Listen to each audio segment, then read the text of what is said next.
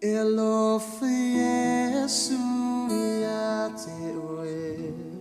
Elofa Yesu ya te oe. Elofa Yesu ya te oe ya so uma. Elofa Yesu ya te oe.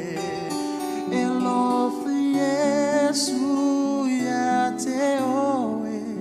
Elofa Yesu ya te oe ya so uma. If I ane na oia, if I ane na oia, yema walunga ola fane na.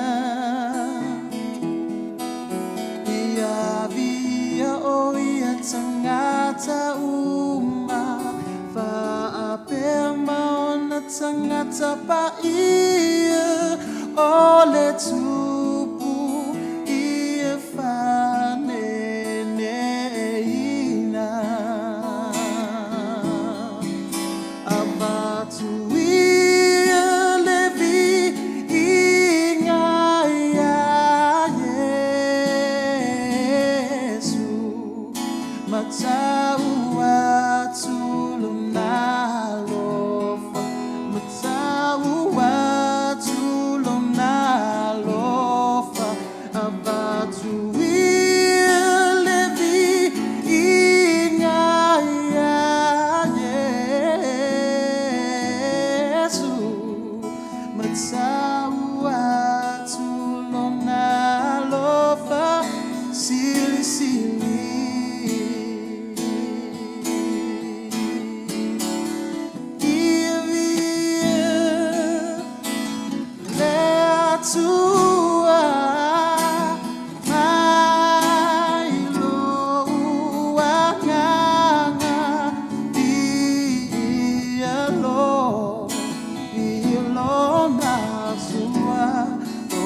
Sua papaya, sua papaya. Give me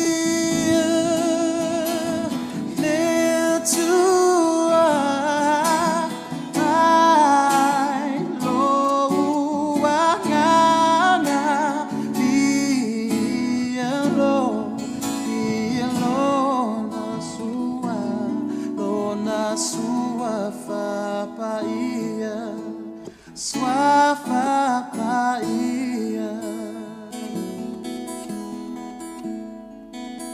Oh, oh, oh.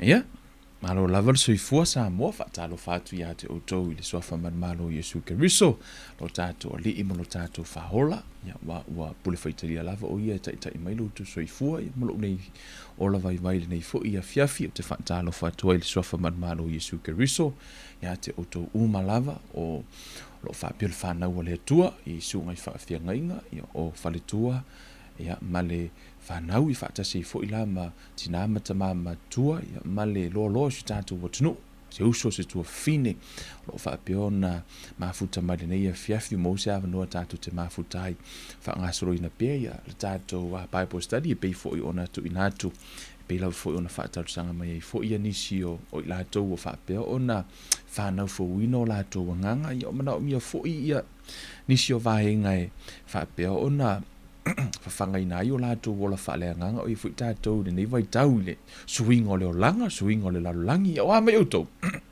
a mai lenā itu outou te iai i lenei foʻi tulā o talitonu ia o loo manuia mea uma lava i le alofa ma le aga lelei o le tatou tapausili o te faatalofa atu o Kevin Ruiva lenei pe a fai fatoa e afia foʻi luga o le lau pepa nei tatou te mafuta ia o po aso lua mo po aso tofi ia ma o lo fa pion fa tino ina ia matou Bible studies ia o le tulaga la o le matou Bible study o le matou tu mai study tu spa ia mo le sila fia foi ia pe lava foi no uta ua i le amataga lava le tele o taimi o tele iloa mea uma la paulo tātou i loa wha le atoa, nei sisi nā te i loa uma ia mea le fiong pa ia le atua, le fwoi sisi nā te i loa uma le atua.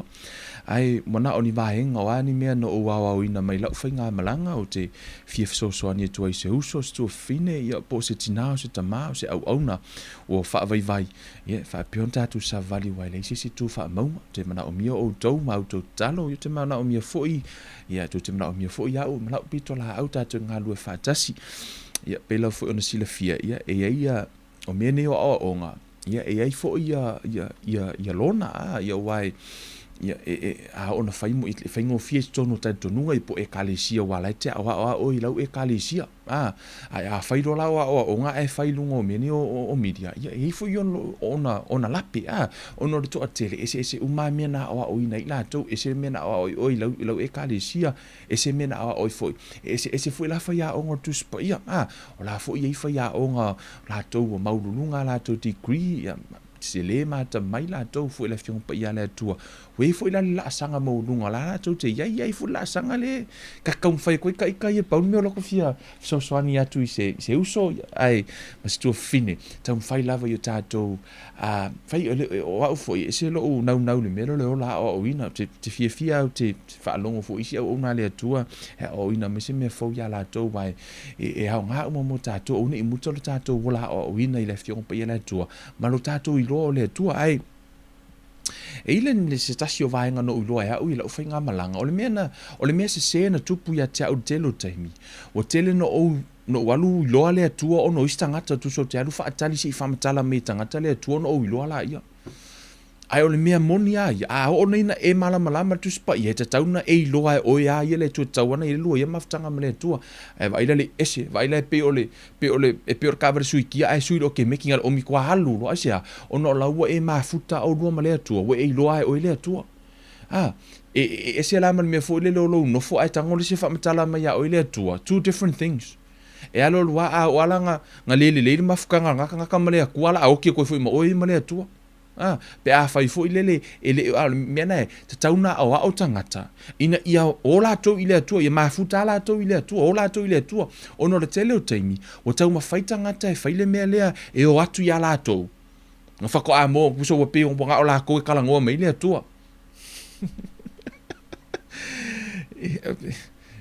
yeah tu se ile taimi e manatu ile stangata kusa wanga o kala ngo me ile tu ia o umang me ko ke manga o yo mai ke o ke fa singo aku no that's wrong yes ile nga o fai au kala ngo me ile tu me ala mo se mvanga ni le la umata tu tal no se taimi ono wo ile fe nga fo fa ngo ino la ile nga pa ia fo me o ia o ya te o to melana ya ina o ina ye tupu ina ia ele fa pia la pepe ya le ele te meta metiti e for te meta matua ona fa lango ale o ya te oi te alua o te sa ili le tua o e lo ale o ele tua e kaule pepe lo ala o sesi po ia kala ngo tu pe o uma po le alo fa matala ina tu ngolo tina ya te auto fa ko yo o lo kinga fa apem o ko la ma ia so le kinga ska mo ke ven fa apem tu so to lo tina lo fa matala ina tu ai o lang ke o fala audio auto te o mai se va bi ka ko mai la ka ko fa ka ko nga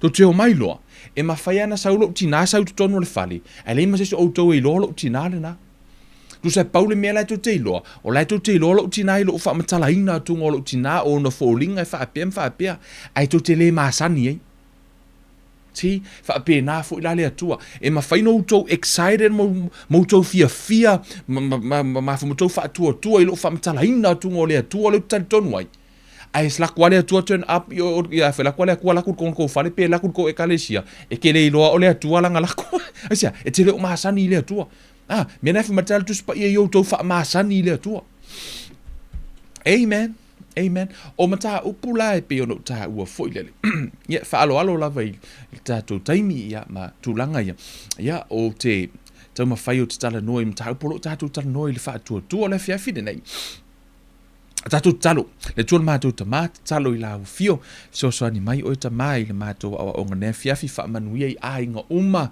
o wha pēna mafuta mai o tina o ta mā o auna, se uso se tua whawhine o se si o mai o mafuta mai, wha pēna tupu wha tua wha tau nuu lau upu de neia fiafi ta mā, se ea o hao ta tala o lātou mata wha lea nganga au maia Ia upu le poto ta mā, au maia wha ta inga whaingo fie, wha mala mai mea lilo lo mahalota ma, te wha moe moe atu ia te oe wa o le poto mai ia te oe whai ai mea oma, au alawa na I whai e se ata mai po se mahalosi o se tangata, ai wha moe moe lo wanganga, so swani oe se o mātou tunu mwha tau nuu lau upu, I le suafo o Yesu vala au atua nei. Amene ma amene.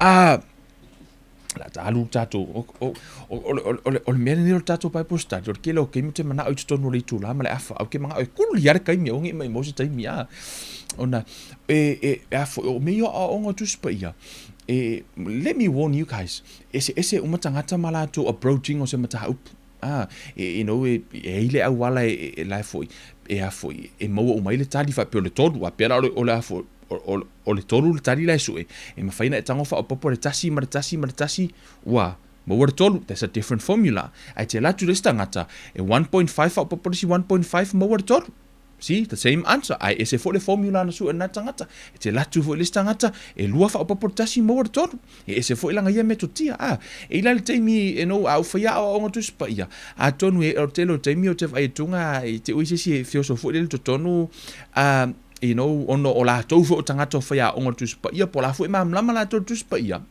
you know this is my own approach ese fo ila uia au wala o te tanga uia o tu spa ia o te alo uila le levo mala mai tangata wai I le mawhaingo ka laku pingi a kurungo le levo hui lele isi levo maurunga ia ka ilo pe isi levo maurunga atu alo wingo ala utala o te alo uia breakdown uma ina ia mawhaiona mala ia wa o le ale wingo le upo le atua o le a fo ile wingo tara le a kako le mala what's the point le ma se wingo le fiongo pa ia le atua ai le mala tangata no point Mena la iona fa malama le upo le atua ina ia malama ele fefe se ti apolo se degree po le ale mo lunga I third degree fo lele sau theologian ine mfainga la ku ki apolo hey vai me degree le vai umala pai po school vai ai le mo lunga fa ilonga si so akula ia ele pe pole ti apolo po le ani fa ilonga a tangata na te lo o ia tangata I lo le upo le tua ma fa tua ia that's the main thing o le whaatua le tu, o le tele o tangata e moa degree, I a ngotu spa ia, la e fail lo inungo le olanga. They fail. Ai o le tele o tangata le ini degree, la e manu malo. Why? Because o la e usta I le upo le atua. You know, I am not saying ele o ngā degree. E o ngā, uma mea tato o ngā tu spa ia. But check our hearts. Amen. Check our hearts. Siaki o tato roto. On me pito sinin ta wana hey man have some smile si aka si me la kako ang spela la fai so ona la o le fo pero ta no mo ta upu me faith e fai ya singa ke leo le ta upu ne your faith ai ono stasio mata upu fo ngole mea o te telo te mie o te fai fa ting fo le kuse pe ke alue a fungo mea e pe ke le ase me e tau mawhai te alu e vali mo ina ia malama o le taimi mua kako kala ngor fa tu ke ro ako kako fai ngi se fale ho ile umolonga fai le fale ai ko va ia kungo lai ngai kama imia la iki fu ngai pingi pu ngai ko fa aku ke ko fa aku mua ku so lawo umana fai le fale ai lawo ko la ko ke wo fo ile le e pe fe so fai la umanga ia lu fa pi ko ka vai fu le pu e vai ku le simia la e ko ka va pi fa pena la fia fin nei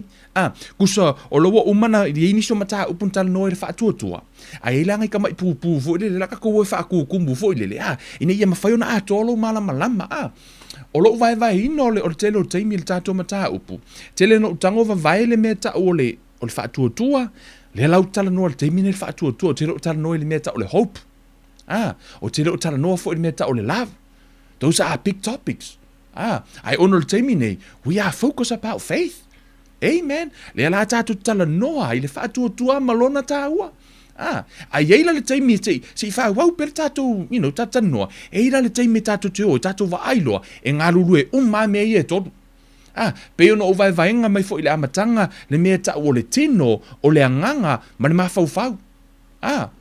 E tasi ale tino lai tonu le anganga, ai ese uma, ai ngalue fa tasi ala, ai aona e malama o ala to mata faioi.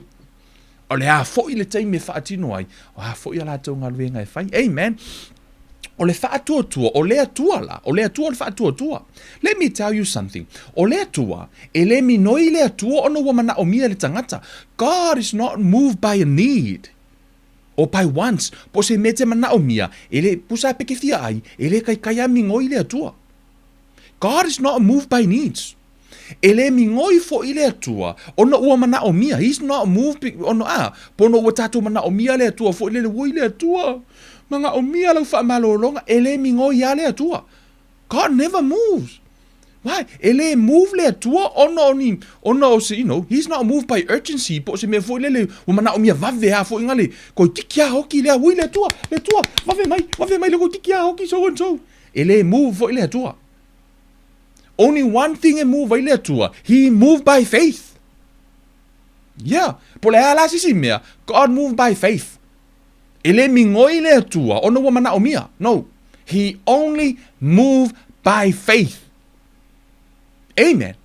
Amen. O le mea la nai, la ino ufa mafa le faith le teimi le nei. A le la tato woi, o ne afi. Pio no fai atu, le la tato woi fa tu munisi o pu. Ono tu langa lea, e mafu ono o mea le afi nei. Ono o va aiwa matanga, ono race me tangata mata upu ya. A le tato te le yo o tu yai. Amen.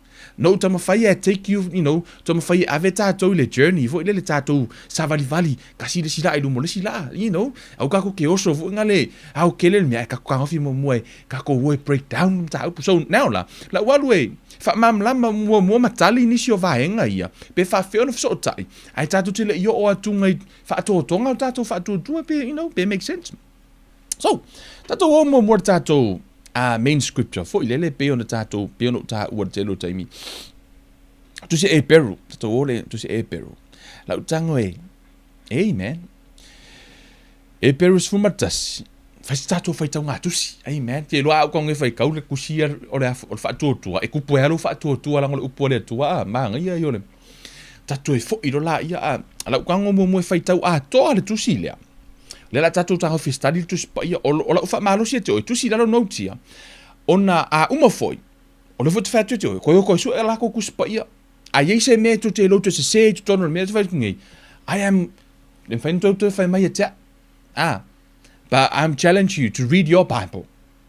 Le me funa le no tango fa hali uma tu maul tu spia ono telo taimi ni si taimi o te quoting tu spia e fa pe mai nisi fa mai alu fa kau Marcos, you don't know out of sel upu from out of context. Let me tell you something, every scripture that I quote I read the whole context. O te le fa pe na tango kwa e mo se foi upu ka on tu atu le lunga. No, I read the whole context. O la fa fila nei ni si na la tu au mai foi ni foi upu na au mai ia foi upo tu spia ai fa mai ta o talo read the context o lela la fefine lela la wano e foi tato wo ya si la fia melna la tato wo read context of foi upu ia pe ole maulena fai mai ia te tas fa pe o le measure of faith la tano tu spia fa mai o la ile le measure of faith tu so la ile tu langa fa tapu la o lo fa tu se uma la tato wo vai pe ise me ngata lo fa tu po le a fo le context o le tusina ma tātou va ai po le alo na winga le tano el tusina a le fefi nei au ane emisia le la uvalivalia tunga le atalea o na tatau no utalia le fa tua tali le filmea ta o le fa moi tali le mea ta o le alofa o mea umana le la ualu le fefi nei te mana o lau peni mana o api fa mau a tātou fai tau o le fa tua o le fa lango le i mea ua fa moi i ai o le mautinoa le o mea e le o va aia no tana noa o le wha moe o le wha o lumanai o le wha tua o le taimile nei. A wā ona o lea na tau le leia hai o e ana mua o le wha tua wa tātou i loa hai na whaia mea o mai le afio ngā lea tua na le whaia fo i mea ua va aia i mea ua ali mai. Le i mase sio tātou na va ai le taimi na whaia e lea tua laulangi. A le tātou tali tonu na tātou whai tau tu spaia. Na whaia i mea le i vai, o le ala mea na ta o whātua tua. o tatonu le taimi nei o le fumana fa upe fa o le fa tua na avatu ye a pelu ile atua le taulanga e sili ona le ya kaino ona o lea ua ta ua ai o ia ua ami o tonu o lo o ta uleleia ona taulanga ele atua o lo ta uleleia na taulanga ele atua o le mea lea ua tautala mai ai pea o ia ua oti o le fa tua na ave ese ina ai e noka ina ia leo o ia te ia le oti. Na le iloa foi o ia, a wana avea o ia e le atua, a wā a o lei ave ese ina, na tā ua ai o ia o le ua fia iai le atua. A le ai foi se whaatua e le mawhai o na fia mai o ia, a wā e tatau i le alu watu, i le atua o na tali tonu o lo o soifua o ia foi na te tauia mai o e matuasa ili i a te ia. O le whaatuatua na fausia ai e noa le vaa ina ua matau. E ola ai lona ainga ina ua o ina e le atua i mea ele i vaaya i ia o na pō. Na ia whaasalaina ai le lalolangi. Wana maua ai foi le ami o tonu. O le ami o tonu lea e le whaatuatua. O le whaatuatua na ana ai Abramo ina ua wala auina o ia e alu i le mea o le a maua e whai mona whanua na ia alu foi e le i loa po o fea e alu iai. O le whaatuatua sa au mauai o ia i le nuu na fola ina. Ina o whai mo tangata ese sa nofo i le whale ie a toa ma isa ako mai a kopo o e na tō fia whaatasi mai ia i lea lava mea na fola ina. A wana ia whaatali atu i se a ai ua whaavaina o lona mata i sau ma le tufunga o le atua lea. Whaipusuma tasi. O le whaatuatua foi na maua ai e Sara, lava le malosi e whanau ai, na whanau foi o ia ina ua mawai tausanga o lona malosi, a wana manatu o ia, e wha maoni o ia na fola mai. O le mea lea, sa tutupu mai ai, mai le toa tasi, o ia foi na oti i nā mea o le toa tele, pei o fetu o le langi, pei o le one foi i le matawhanga, i le mawhaitau e le mawhaitau lia. Na oti i la tau nei, whalongo la isel tau whaupsu tōru mai, na oti i la tau nei umalava, o whaatuatua e le i maua mea na fola ina, a ua iloa hai e i la tau, ai mamau. Na mauti noa foi, ma la tau talia male fia, ma la tau tau tino mai o tangata ese i la tau, ma au mau i le lalolangi. Na oti Abramo, ele iwa ai Abramo i lea, ele i avea i alana, ele iwa ai fetu o le langi, ia, elana whanau to tele peo fetu o le langi. Ele iwa ai Abramo i mena, ai na whaatua Abramo, o lana whanau e peo lea. Po o le hope, la sa ilo na whaamo, o le whaatua la Abraham, o le na whaamo e moe, o lala na whaatau nu, wala na pāti le teimi na whai pele pāti o le whaatua ia. Amen. O la lava na tali tonu, whamaila ia, a wā o ila tau o e whai mai upu whaapena, ua la tau matua whai loa mai, o loo sa ile ila tau lo la tau lava nu. A wā foi, ana mana tua i la tau le nuu wa la tau o mai ai, po ua mawhaia i la tau o na toi foi atu iai. A ole nei, wa la tau nau lava i le nuu, e sili ona le lei, o le wha le langi lea, o le mea lea, e le maa ai lea tua i ate i la tau. Ina ia tā ua o ia o lo la tau tua, a wā ua saunia e ia o le a ai mo i la tau, e le maa lea tua, e le i maa lea tua i tangata o le wha tua. Amen. Ele male tua pe fa tua ya te ia. O lai fia le tua fo mai fia le tua tangata le tua fa tua. Ai fa tua la ile tua ele o male tua. Ai ele fa tua la ile tua ona malo la io le tua. Amen. Ia ele ke mi fo la po fa tua mia uma la va te fia ele te le fia fa tua. Ele ai so no winga. Ele ai se winga pe ele fa tua. I pe lo walu fo le ke alurunga ko inga me i indisio e kalesia fo le. No e umaloa fa i tu mai lunga se si fo le fa pe ia se i usu akula pese ngi inga vi ia i fo ile tua ia ai usu mai le pese a fe ile usu mai a fe ile usu mai fa tua ia e ma Yesu ma kwa ma Yesu le pese la usu Ioi, mea nā ina whai uma whai le whaatua, wana i mai Iesu i tātou whaatua. Fo mai la ia, o le whaatua na whai taulanga ai Abrahamo ia Isaako, ina o tofo ina o ia. O le na taria foi upu, na fola hina ua ia avatu mataulanga o lona atali e tōtasi. Sa whetalai mai le atua ia te ia, e wala auina lau whanau ia Isaako, ua manatu o ia, e mawhaia he le atua, o na toi whaatu mai o ia mai a te ia na ye uoti, na ia maua mai ai foi o ia i le whaatusa, o le whaatuatua na whaamanuia atuai Isaako ia kopo ma e sau i mea tali. O le whaatuatua na whaamanuia ta itasi atuai e Iakopo ia tali o Iosefa, ina o oti o ia, na ifo foi o ia, ma to onai i le i le ulu o lona to'o. O le whaatuatua na whaamanatu mai ai e Iosefa ina a oti i le o ese atu le whanaunga a Israelu, mana poloa ia tuwai i la tau i o naivi.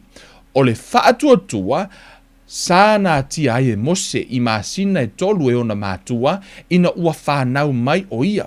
A wana lailoa o ia o le tamatino lea, o le tamatino le lei, na le fefe fo i la ua i le poloa inga le tupu. O le whaatuatua, na le mawhai e Mose ina ua matua o ia, ona ia tā ua o ia o le tama a le awhawhine a Farao. Ua fili e ia anga ina o ia whaatasi matangata o le atua e le iai. Ai aua le ia te ia le fia i le anga sala e vave mawai. Ua manatu o ia i le upu whai ono o Keriso, o le oa lea e sili whaatupu ngā oa o Aikopito, a wāsa whaanaunau o ia i le taui. O le whaatuatua, na tuuina ai e ia o Aikopito, ua le fefe i le ita o le tupu, a wana whaamalosi o ia, ne i o se i loa atu, i le o vaaia. O le whaatuatua na ia whaiai le Paseka, ma le sausauina atu o le toto, ina ia le papai ane ia i la tou o le na whanoai ulumatua. O le whaatuatua ua la tou ui ai i le sami, ula e pei o le ele mātutu, ua tau mawhai i ai tangata Aikopito, ona mā le lemo ai lea o i lātou. O le whaatuatua, na solo ai pā o Yeriko, ina ua whaata a miloina i ona aso e fitu. O le whaatuatua, na le oti whaatasi ai rā ava le whawhire talitane, ma e na le whaalongo ina ua a tali file muina e ia e na asiasi i le nuu. Se a fo'i la ue toi whai atu, a wā e saa le aso e tala atu wai i a kitiona, ma pārako, ma Samasoni, ma Iefata, ma Tavita, ma Samuelu, ma le au perfeta, o e na wha to i laloina ma lo i le wha tua, na whai ai a miotonu, na maua ai mea na fola ina, na pupuni ai ngutu o le ona, na tinei ai le maalosi o le afi, na sao ai le mata o le pelu, na wha maalosia ai la tau sa vai, na avea ai ma fita i taua, na tutuli ai au anu ese na maua mai e whawhine o lātou tangata oti ina ua toe tū mai na whaatau ngā ina nisi wa le talia i lātou le olatanga ina ia maua i lātou le toe tū mai e sili ona le lei. Na tofo ina isi i tau e munga, masasa ina a toa manoa tanga, ma tuuina i le whale pui, na whetongi i lātou i maa, na vavai ese ina i ili, Whamain tāwai e lua i le ili o kama te loa Isaia. Le perfeto Isaia. Nga ili lua sko ingo Isaia. Le perfeta lea. Aina tūr whātuatua. Whamai la io i whamai. Whamai na whetongia i la tau i maa. Na vavai e sea i ili. Na tofo ina. Na oti i la tau. Na whasia i le pelu. Na wheoi. Solo ma o ofu i pau ma moe. Ma pau oti o whamai o mativa i la tau. Ma pua ngā tia. Ma whaasau noa ina. Mai la ia, e lea o ngā le lalolangi ono o iai o i lātou, na wheoi solo i lātou i vao ma maunga, ma ana, ma lua i le ele, o i lātou umaia o e na tau le leia ona o le whaatua na le maua i lātou le mea na fola ina ua saunia e le atua se tasi mea e sili ona le lei mo i lātou ina ia le whaatoa ina i lātou pe a le iai i tātou. Ole tāua whai upu lea, tu so le wha moe o tātou. Tu so Abraham mo lona whaatua o tātou. O i olona wha moe o tātou nu ese. O le wha moe ngana o Abraham e le iwa ai e la Abraham na o le whaatua Abraham nei na o isa akwana whanau. E le iwa ai la Abraham inu ese le manui o tātou lea. Le o tau whanau ina i tātou. E fo mai le o le tala tuspa ia. E le iwa ai la le folanga. Ona na saunia e le atua o e mahau. Ina ia atoa uma tātou o tino e tasi. O le whanau o le atua i le whaatua. Amen. Wa e fai tau atu le tusi mai lava fai mosi pa i fai fasfuru. Wa lava na tu se whamatala tuai. O le whaatua e malia i le atua. Amen. Amen. Le lala ualu e au mai lo lai tutonu mali meta o le wha moe. Wai tā ua wai. O lele i o te me tano e wha moe. Pei tai ono wala ngai nisi ma tā upu ma uafsiringia. O te musu foi lai le mea foi lele o lou nofo. A lai ma salo le si o pito ia le fai met kuspa ia le wha pe le hope. Faith ma le hope. Talo sia o nai te manino le tele o te mi o lo tamu whai e vato ia oa onga. E le o foi no le mea. E le o mix up ina o e male a foi. Ma tu langa foi le o lo tamu whai a foi e fai lo atunga foi lele au nei me foi lele lo vai flo i se simata upu e fapia le fai me le tato umalava le la tato we vali aku kamanga i ma fai ona a foi ona mam lama e tupu la fa tu tato e foi le fai mo na tanga mai ton le hope amen le sa over tu mo hope ai man ia yo le vatu se toi vali le Fo mai o le whaatua, o le whaalango lea i mea ua whaamoe i ai, o le mautinoa lea o mea e le o wa aia. Se i ka koe whaatua mo le pūru na. Now faith is the assurance, the confirmation, the title deed of the things we hope for, being the proof of things we do not see, and the conviction of their reality. Faith perceiving has real fact what is not revealed to the senses. O le whaatua ma le wha moe. O le halutanga mai le wha moe tutonu. E peo no whai atu e tasi al whaatua ma le wha moe e ngā lue whaatasi le ngā lue ese o le teimi a nei, o le whaatua le mana o mia le teimi nei, e te tauna ilo wha moe. E te tauna i se wha moe, so se mea lava e a fo e te tau, ale i se wha moe, e le ila se wing o le whaatua. O le mea lana le ina tā ua le mea tau o le wha moe. Le ala tango si au mai tutonu. Se i na ono o pa i nei a fia tau wha malama la tūlanga lea. E pei o le anganga ma le mawhau le mea le wha tuatua ma le wha moe. Tu se tasi a le anganga. O le ilo na mawhau e tasi a. Ai matua i se ale lua leva vai le tuspa ia. Fa pe na fo le faith ma le hope e ai le tūlanga o le hope. E le tūlanga o le faith. Le la tātou tanoa. Lau whaonga ina sa whaati ta inga e whapea. Te mana o ia te oe te kango e au whamata la tunga le whaati ta inga lea. Ke kango vo i lele e a fo I don't know e picture i lo ma fau le whaati ta inga le lau whai atunga. O le whaatua o le whaati ta inga o le fafine malanta i fau. Le lo fam kala ai follow mai oi o le fine malanta i fau.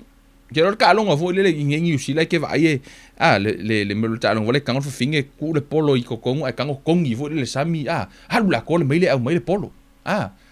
The fetch game le tango tu le polo le kongi la ia halu la ko le le ta i fau o mai le polo le la tango vai ma fau le fafine o le lo fatu sa o le mai o le tai fau, o le whaatua, o le polo, o le meta o le wha moe, o le hope, okay?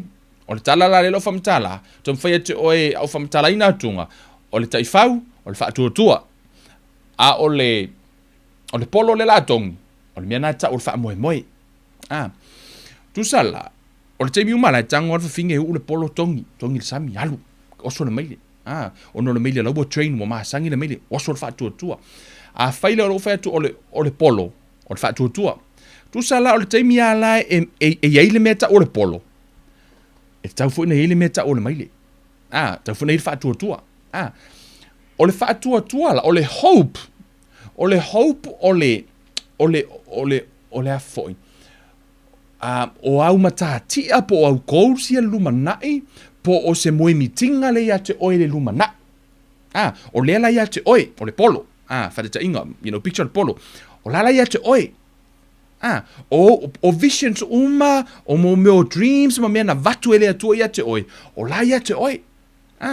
O lo hope la, one day, e tau nuu wai. O na e tango lola i e lo hope. Whapia la o le lau e tongia le hope. O le hope la lau e le luma nai. Okay? O le faith, le tai whau, e ta mo e toe au mai le polo ia te oe, toe alu toe au mai le hope. O le faith, o le ngaruenga la faith, o faith e alu au mai le hope. O e mo mai. A e le mawhai ona ta mo ele ia le faith, pe a le eise polo e alu au mai, pe a le eise hope. So, e ngā lulue whaatasi a la, o le teimi lava la e yeile me tau o le hope. Oso mai faith. Sau faith ngale, mai faith whakatkali faith Lala, oso faith e alu au mai le. E alu au mai le hope. O le tele lau teimi, e kango kongi, kango le finga kongi polo o, ia oso ia. Ia fo, te whaua, pero fatu. O le maile, whatutua, ia male, bata kako polo hope. Ia le langa le kongi kuso o dream, umalama mea, umai te oe. O laile luma nai, o le ala umoe mitinga, na te mana o whailau pisinisi. O nau e to tonu ia te oe. Lai o e fua le luma nai. Your faith will bring that into reality.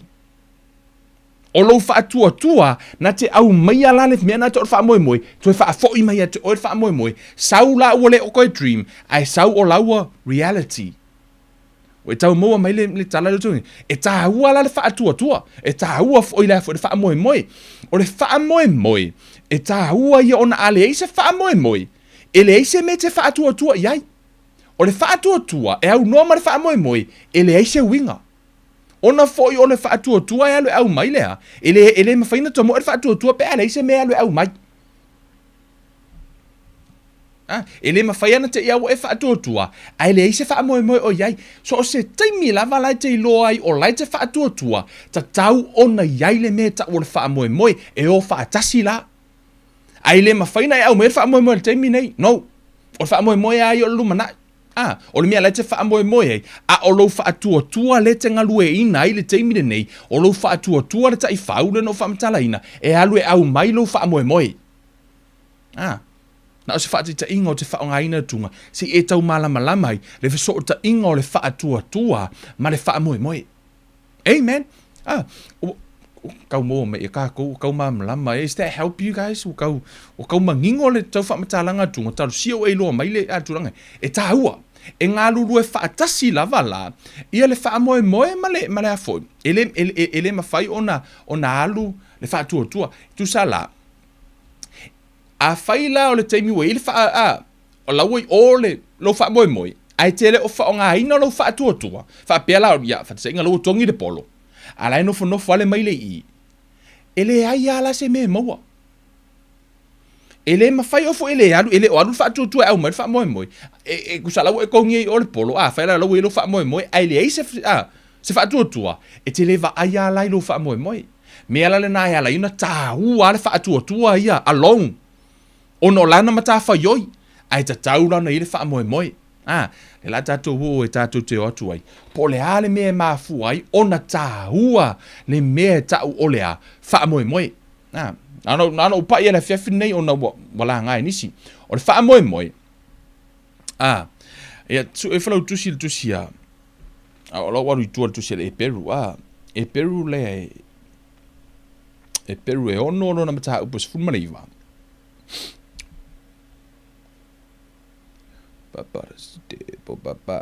Ia whau pisul mariwa, whau mai. Ua ia i tātou le nā wha moenga, pei se taula, o le anganga, e le motusina, ma ua mausali, e o fo'i to tonu i tala atu o le ie pui. Le tanu wha moe i a. Excuse me, wha moe wha mai. The hope we have as an anchor of the soul. Tu so o lou wha moe e pei o se taula fo i le tau fia ato ina le Tu sa la o lau i lo wha moe whailau pisinisi. Okay? Lau whailau pisinisi lumai o lou wha moe na leile luma nai. O le taula la le na o ina la lai te o lou wha moe nga atoa o mea umare wha o ngā ilo wha tua ina ia ewa aiwa tino mai le pisinisi. Ona la a whaiele o iei se pisinisi, e le ei ma se winga la e alu i fui le haonga. Peke alu ea, e whaakau minga u mea whainga ruenga po alava mea, wai, pikase te le o i lopo le hala u mea la la whai. E le o iei se wha moe kusanga ngala u mea whaaku moe le whale. A whai o oes tangata e, te mana o e vea oes e insingia. Tu se te le i ma whau ai ke insingia, ngalo wadua whaakau mai mo mea fui ngale. Tu se le ei ma se winga e whaatau mai mea na, pe a whaiele o iei se wha moe e wha o ngā iai. Tu sala ona o le wha moe, e mafu ai ona tau fia oe, e te le ma salo. I lo wha atua, ona o lai ai le mea, lai te wha moe ai, lai te vai wha o ngā lau langi. Wa vai ko akele o ka ngako lau langi, a o ngoe kuri se mea ka o se whai pisingisi, whai pisingisi ke le, ese o le wha moe, tu ulo ei mga ruenga. E ui ala ele o wha atua i le atua, lai whai lo lato malusi mga ruenga, a le principle, o le awala e tasi. O lai wo yai no lato wha moe, yai marato ngā ruenga o tamu whai turi ia tino mai, whai a tino mai. Amen. O tātou la, e fia le atua ia tātou sawa vali le wha atua, e ma whai ona e mauars furtala, wha piers furtala, e ma whai ona e mauars furtala sa ngaoi, ma les furtala sa e maua mai le wha atua. Fa pena o tali tonu sa sisi tali le tua sa o mai le ises furtala a ela malesis furkala le sa ngoia e kusa furkala e lua o lesis furkala fia ile tua o lesis furkala ele fia ile tua o furkala by faith ma to fia ile tua furkala ngoi ma kwale fia ile tua o furkala uma e lua tu sala o le fa tua e fia ile tua. Amen. O le hope la, o le taula lea ia po o le e ngā lue whātasi, o ia lea na te tau fia atoanga, le mea le te wha atua tu iai. Amen. O te iloa na ue maamlama. O te iloa. A ue maamlama. Na ue wha maamlama tu o e le atua. O le si whai upu le te mana o te alue, e tari le whiawhi nei o na ua. Someone ask, se si o lo fa pe o tele o mana o fo ilele o te alu loa i plo kalami le o tele alu tu e kava mta upu nei. Fa ku mo nei puia. O te mana o te alu fa tau le context o le tusilea. Ne fa pe mai nisi o tangata. O le measure of faith ia po o le pewa po o se fa tapula a ina o lo fa tua. Te mo te tono le Roma. Okay?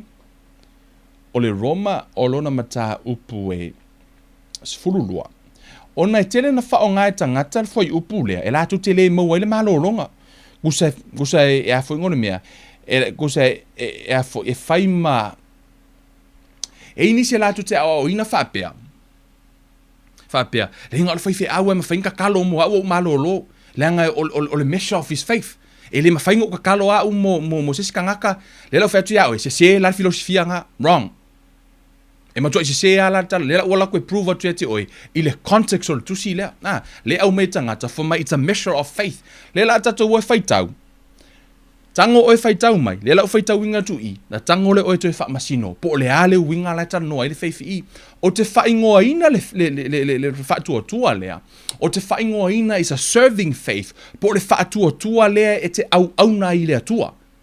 Le whaatua tua lea la tato e whaitau. Lela utanga vatu e te oi, a lela tatu e whaitau. This is nothing to do with the faith letter receiving ailo healing.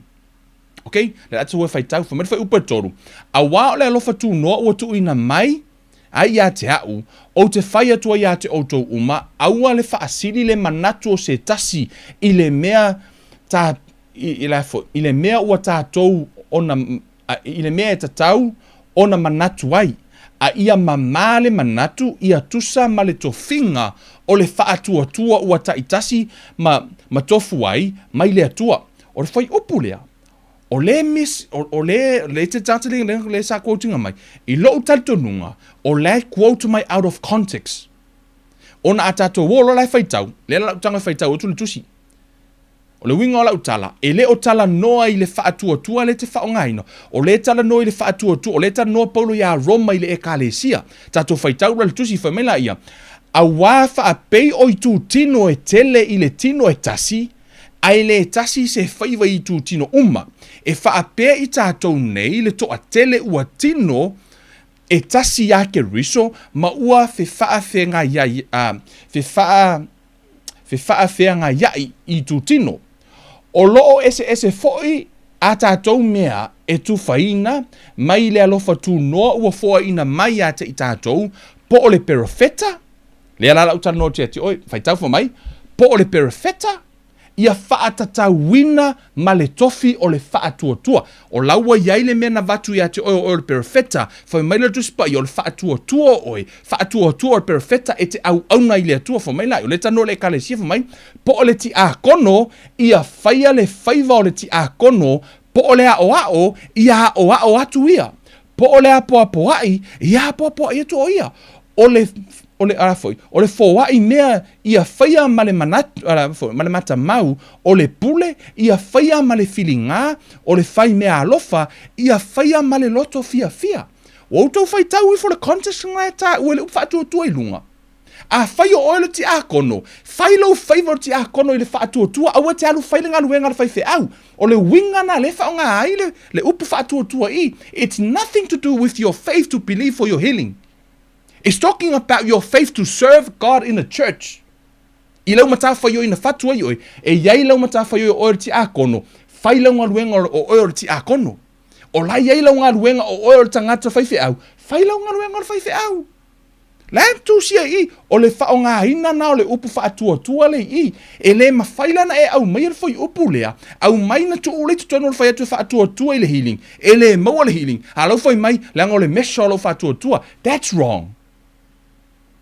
E se mai le context o le tusi. Nganga e whai tau whai a. Nau umana u whasi noa tunga te oi. Pena o whai atu, whai lau wha masinonga. Tango e whai tau po lele winga na au mai tutonu. Ale la tato ua e vali tunga isi whai upu ia. Ona e ese le taua, o le mesha, o le pe ngalu winga. Ula koe vatu ia inisi o tusi ia. Fata oto e. Le tala noi le mea alofa. Le fai upula a Roma le tano ne mai a wā o le alofa tu no tu ina mai ya te au o te fai atua ya te o tō uma a wā me aua le whaasili le manatu o se tasi i le mea o tātou ona manatu ai o tātou ona manatu ai a ia mamā le manatu a fai o te a kono mamā lo manatu i loma tā aufi au mai ia tusa ma le tofinga o le mea na tofi o le atua i tono le kalesia Fama ia tusa ma le tofinga o le whaatua ia taitasi ma tofu ai mai le atua. O lana na vatu e le atua le whaatua o e whailaunga luenga whaati a kono, whailaunga luenga whaafaife au, o oer tangata fōai, o le mea tonu ana le tana no tusi le lea fore tusi lea. So, e le apalai ala le to inga le foi upule na, pe atala noa i low receiving of your healing. This is a faith to serve, not the faith to receive. Amen. It's in there. Tusia fata oto. Rona mta upu sfurmal vad. Lau ta noa i le ta ua o le mea alofa. Ona iai. Help me here, Lord. E iai le afo ino le mea. Le mea le ho o iai le. Lau mea alofa. Does that make sense? Fata oto sfurmal vad fai upu sumale ono. Nai lunga tato fai mai. O le mea alofa le tangata e whaalau tele ina ai se ala mona, e tai ina ai foi o ia i luma o ali. O lau mea alofa mai le atua, e mafua ai ona, e na te whaiela au ala mo oi, whaatita inga. Ia, te leo whaapea o tango i si au runga na o si whaatita inga. E ala na tau whaalongo longo mai ia oa, o ngai te whaia tunga i, ona o se mea alofa na tu e le atua e te au. O le mea alofa la, na whaiela au ala mo au le ala ino e whaalongo, a na whaapea le ise mea alofa fo e le atua, na wha mea alofa ina ia o e o hao tuspa ia. E te le fia whaalongo. So because of the gift, na mafua ai ona e fia whaalongo. O le mea alofa la, na whaia le awala. Nā lai ona o atu la, lea laua, wa sui le mesha, lo te, o le sphere. So lo te taum whai whamatala, le mea tau o le afoi. pe o ti a kono o lona si o manga, e ile me ngata i lona si o manga, i to tonu lava o lea, o le tino le ekalesia. E iai le lima, mena na ina wha atusa i tonu tusi pa i o le lima, o le vai, o le mata, o le ulu, o le tino e tasi. A o lou wha atua te receiving ai le healing, ele apalai e fai upu le i. No, nai ese le context. So tatou wola, il tusi le lua korenito, le lau tara noa i le mea ta o sfia, po le mea ngata i le maa losi, o le mea alofa na vatu ele atua ia te oi. Lua korenito, o le tala lea Paulo, le tara no Paulo i, o le tara no Paulo e kalesia, lua korenito se fulu, o lona mata upu se fulma todo, fai upu se fulma todo. Te mana e te oi e te whaitau o mele, e te mau le wing o le context o le tusi le whamai, ai mātou te le mita i mea ua fuatia mai, ai peitai e tusa i le fua o le matanga ruenga ua tō fia mai e le atua, ia te i mātou, o le fua e o atu lava ia te outou, o le mesha, whaperitania. For mai, me wha le lafo, whaperitania i le afo. New King James for mai, we, however, will not post beyond measure, but within the limits of the sphere which God appointed us, a sphere which especially includes you. O tau mō mai, o lai tara noa Paulo, pe o le mea na ngata mai ai lea, le mesha o le mea na, le ngata mai le lātou tala inga, o le mea na ngata mai le whata nganga lea tua ia lātou. O le mea na ia lai, e wa aine ia, o le tangata whai e vangalia, a alu e launga, o le ko a awhea ia maawhea o tangata ia, e o iai, e whaalongo iai, ai a sauru whaife au, pe ngale to o tolua tangata e launga ai. E le whaapea lau o sili i le whaife au, i le atua le whai evangalia le whaife au, no. Ono le sfia po olea, pe ole mea alofa na ave le atua iai e whai ere ngā ruenga. E na ia, to awhen tangata e whaolaina. O le mea fōle na, au te pe pole pe a whai au laiva na le to se furu tangata e matamata ai. Wana o se sfia. O lai ta ua i le atua. E le o se competition. O lea lai ta no polo i. Le fa marita la polo i fa mai. E tu sa ai ma le meshan au mai e te ia. I lona fa atua ma lona fa amoe manga ruenga na te whaia. E ngata i lau vaenga ia. Fa mai le tatu e whaitau le tala na fa marita la polo fa mai. We, on the other hand, will not post beyond our tatu whaitau whai upu lea, I think it's more clear whai upu lea. New King James. For my we, however, will not post beyond measure, but within the limits of the sphere which God appointed us, a sphere which especially includes you. For my, o le saulu mātou, o le afo, o le sphere po o le vaenga le na umele tua ia mātou, le ho o mai ate o tau. O ile ngata i mātou te minei le tala ingo Yesu, le laile i o atu isi inu, ele au mei le tuar whatananga isi inu. O ila, for mai laia, ele o mātou wa, ele o sili atunga le mātou ngā ruenga le mena au mei le tua.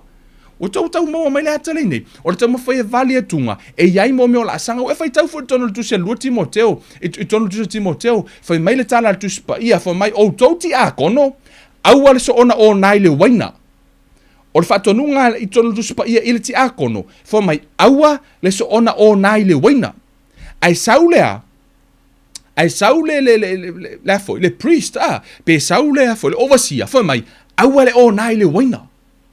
Si, ese ia, instruction ave lesi malesi. O lai e fai upu e te akono, e le fai upu e ave le fai fi au, e ave le a.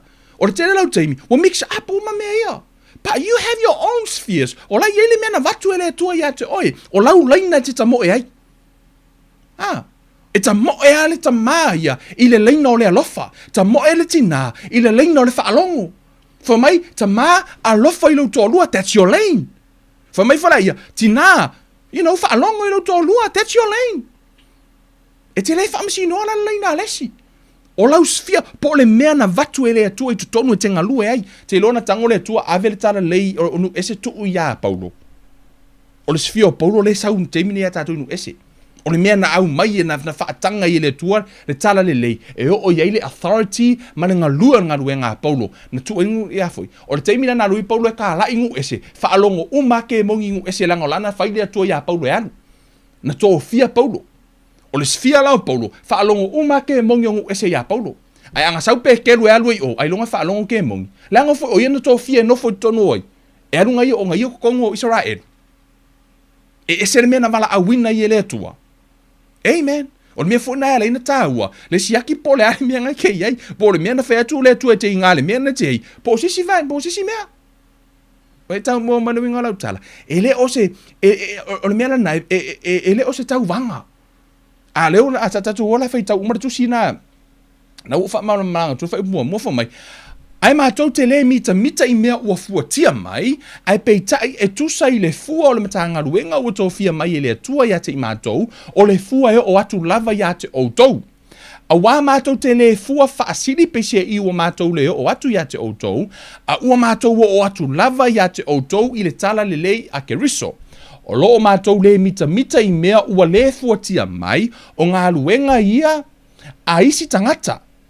A o loo wha moe I mātou, e whaatala, e whaateleina I a te outou la mātou mata ngā ruenga, e a tili ai, pe a tupulo outou whaatuatua.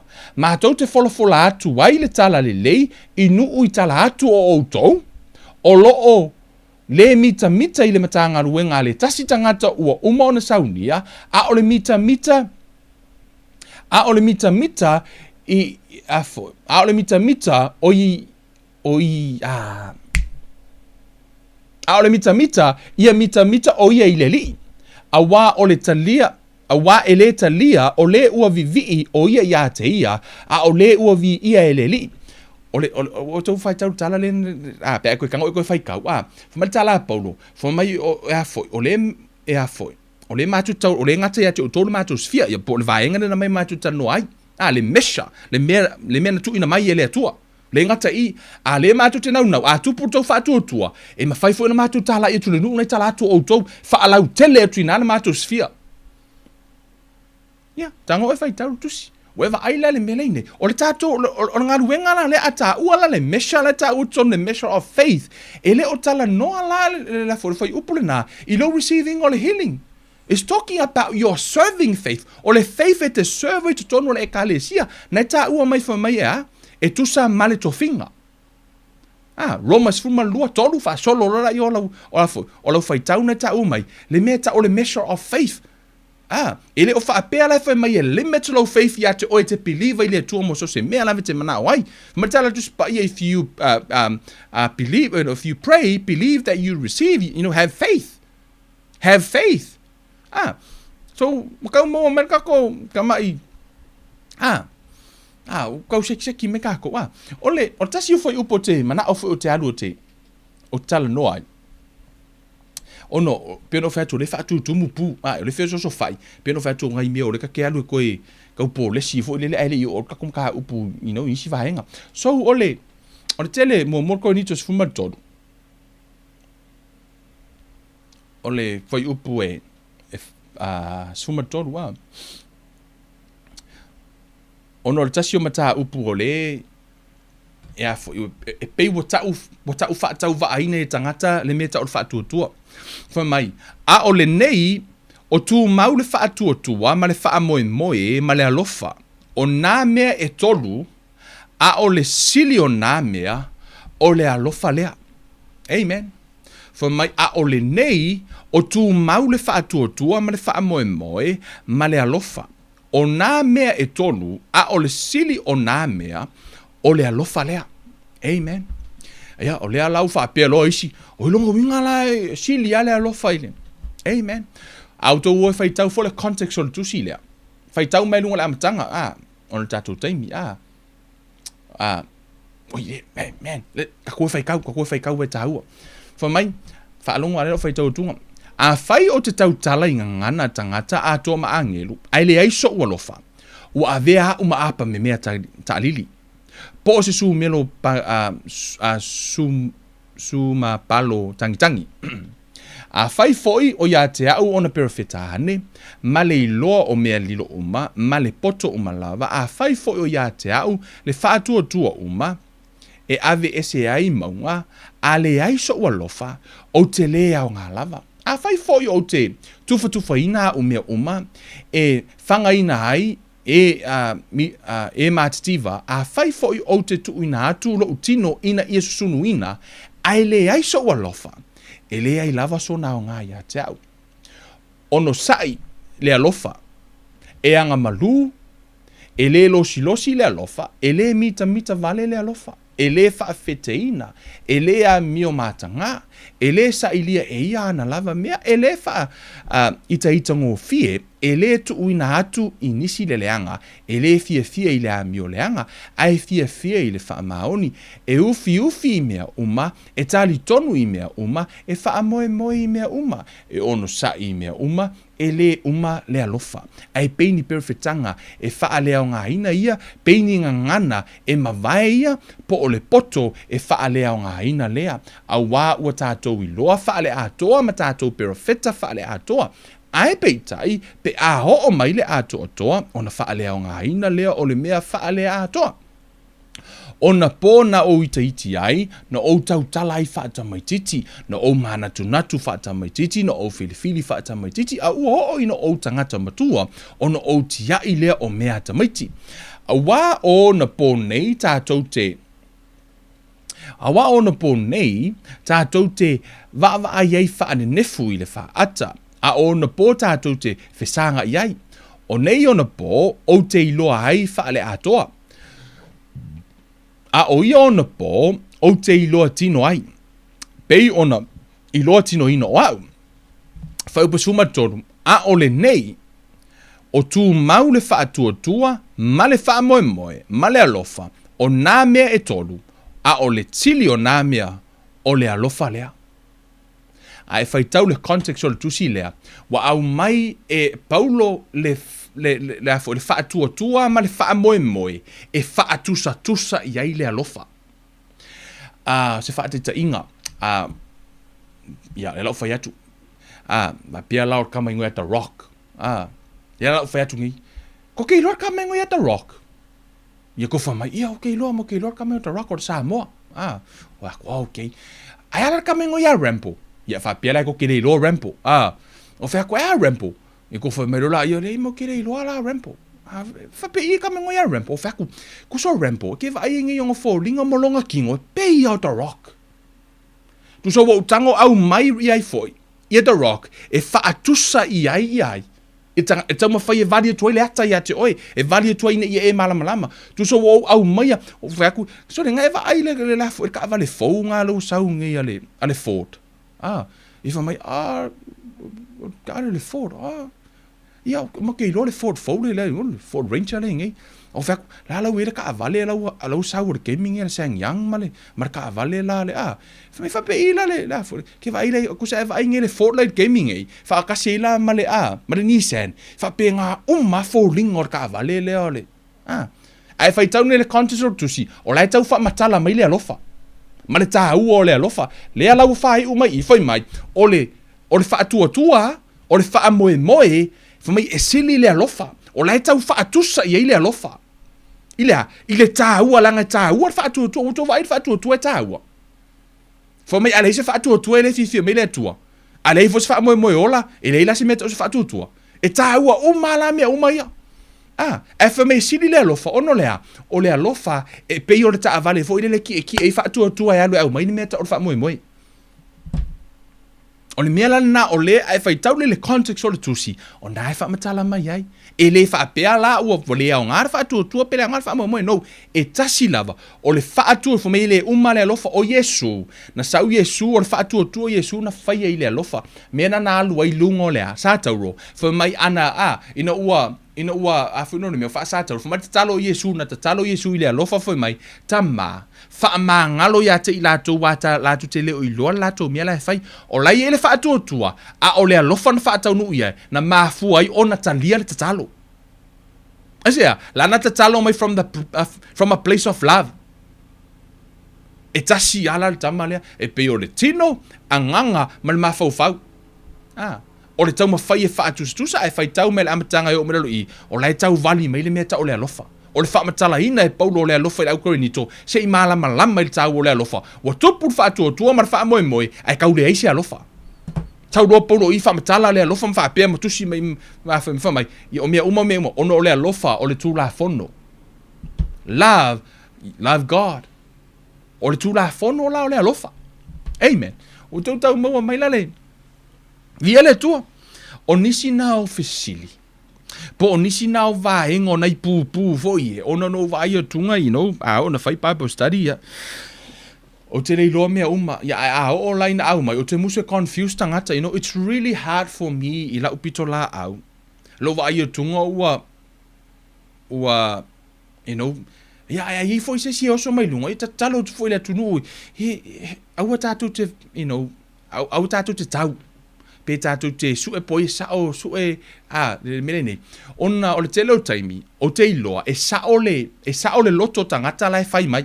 Sometimes, a lot of them are like sao la to loto. E ui la o isi te me fina mai ona ele iwa ai le si tuor mata upu po la to te le ilo le yo o tu ai. O lai sao le loto. Ia ele ke me se ele me la fai, but the heart is right.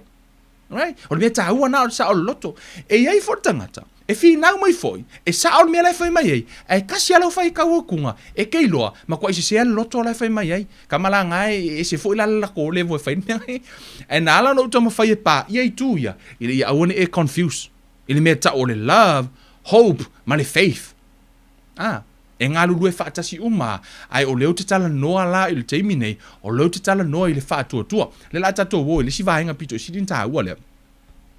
La kako wola, kako e fo ila le meta o le whaatua tua. Ai ke uro mafu fau vahenga na uta no tu le lofa, il teimi ta no i le lofa kako wole makua i vange ale lofa le menga kai. Ai o fo nenta to no le meta o le wha moe moe. Ia, vaila kako wole makua i vange fo il meta o le wha moe moe. Amen. Ole a tātou tala noa. I le mea la ta o le whaatua tua i titi. La ta o tuspa ia. Ma le whaatua tua tele wa pēno whaatua le au mai le mea ta o le measure of faith. Le lana walu e cancel fo i upu na o nei le apalaia le tātou mata upu. Le mea ta o le measure of faith. That is a faith to serve. It's not talking about your faith le te piliva i le atua. Na wa umana o whasi noa tunga le context o le tusi. Tu e whaitawa i oi tātou ora mata yo. O te whiata noa le tusi le mata yo. O le tala. Amen.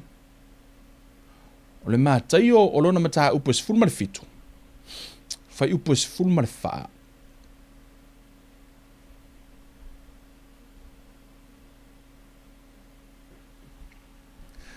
Ia, fai upus fulma le faa, fai tau le tala lea. Fulma le faa, faa solo lua, let me highlight. Fumai, wala tau o atu i le moto tangata, o na sau wai lea ia te ia o le tasi tangata, ua to o tuli ia te ia, ua whaapea mai lea li i e. Ia e alofa mai i lo ua tali, ua mai maa liu, ua ti ngā lava. A wā ua pa u soo ia i le afi, ua whaapea soo fo i le vai. No ou au mai ia te ia i au soo, a ua la tau le mawhai o na wha maa lo ia te ia. O na tali atu ai leo Yesu wa whaapea atu le tupulanga, le whaatua ma le wha pio, o te iai ia te outou se ia hawhea. O te whaapale pale ia te outou se ia hawhea. Au mai ia o ia i nei ia te au. Ua wawao atu Yesu ia te ia, o na alu ai lea i fafo, o le te moni sa ia te ia, o na malolo ai lea o le tama, talu i lea lava i tuwaso. Ono ane ai lea o na so ia Yesu, wa nao i la tau wa whaapeane. Se hale mea na mātou le mawhai ai ona tulia o ia. Ona whetalai atu ai lea o Yesu ia te i la tau. Ona o lo o tau le whaatua. A tau whai tau tuspa i ele o wha Yesu, ona e na o a wape, ona i le o fina ngalo le atua. Tasi al tali Yesu ifa mai, ona whetalai atu ai leo Yesu ia te i la tau, ona o lo o tau le whaatua. A wā e moni o te whai atu ia te outou, a whai e tusalo o tau whaatua ma le fua o le sinapi, e whai atu o tau i le nei maunga, alu atu ia oe i le la mea, o na alu atu ai lea, e le ai fo i se mea tau te le mawhaia. I le whaatua, e mawhaia le whaatua mai, i le fo i se mea tau te le mawhaia. A ua na o le tatalo ma le ana pongi, e o ese ai mea whaapena. Prayer and fasting. O le tatalo ma le ana pongi. Le ta ua Yesu i. E le o whai mai o le tatalo ma le ana pongi, whako asau i whaforke mongi ranga i kukongo. No. o context o tusi lea, o le ana pongi martatalo, e saua I fafo le tari tonu nei tonu. O oe. Prayer and fasting, e saua I fafo le unbeliefs nei tonu ia te oe. Amen. Au tau fai tau I lunga atu. Mai si mata upu I luma mai. O le na ole au so o tatalo I tangata malolo. Ma futu nga turi Yesu o tatalo tangata malolo. La, ai o malta mai titi lea. E le malolo. O mai no la ia fai a Yesu, a fai o lana I lona tatalo, walenka kalo iska karfa kukua malolo, a leo me tatalo ka makiki le malolo, o mai lofa Yesu boi, e leo malolo ka makiki, longa wingo fai longa ngakala le tua, langa malolo isi ai le malolo ka makiki lea. E fa matala Yesu I, o le ai o sto fatu tua, o le afoi, o le tole o le afoi, meranga, fako asau fa fulanga pongi matatalo. It's not talking about the demon. It's talking about the unbeliefs inside of us. Fato asau fafole ana pongi maritatalo. Le tali tonu ya ti tatou. O le tali la mata upuna. O lana fina ngalo Yesu e malolo ta matiti. Alanka kalo ile uso e le malolo. Nga fa e lima e le malolo ka makiki. Mena tu faya tu yeti oi. Au ke pole aka kalo se au nga maka uki au se singa fa ku mane o ki o e le malolo. Ngai fa pela yo. Fa ilonka ngakale tu fina ngalo le tu no. O le tonu, o le believe o tali na. Au kakalo ya ke o ele malolo, you know, ele o le upu pe ele fa pe o le fina ngalo le tu te malolo le ai, le fa kua Kevin pe le fa kua o e ke receive. That's the problem. E tatu te le play minga ile tua. O le malolo a foi mai ia, o ngol finga ngalo le o le tua o ke mai ia mo o le malolo no. E utatu va ia tu I. Le na ele tangata na tatalo ai le au so le lana malolo isi ai le malolo ta metiti lea ai fa matala Yesu le ai se tau fatu tua